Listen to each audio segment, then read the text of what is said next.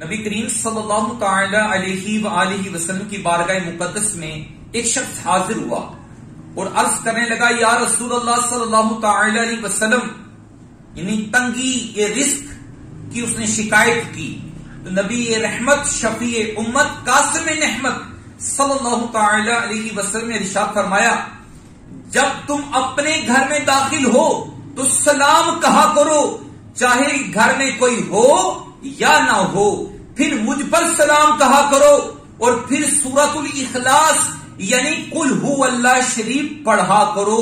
اس شخص نے ایسا ہی کیا، اللہ سبحانہ تعالیٰ نے اس پر رزق کھول دیا، حتیٰ کہ اس کے ہمسایوں اور اس کے رشتہ داروں کو بھی اس رزق میں سے حصہ پہنچا۔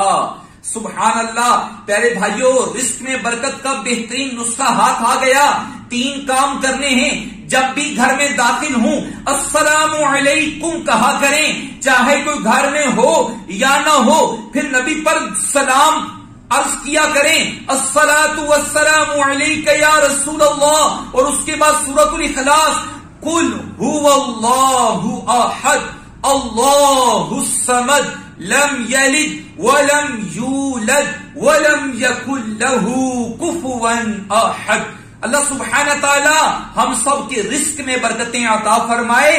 امیر اہل سنت فرماتے ہیں، قلیل روزی پہ دو قناعت، فضول گوئی سے دے دو نفرت، پڑھتا رہوں درود با کثرت، نبی رحمت شفیع امت، صلو علی الحبیب صلی اللہ تعالی علی محمد۔ علم کے موتی آقا نے عطا کیے، علم کے موتی آقا نے عطا کیے، ناداروں کو علم کے موتی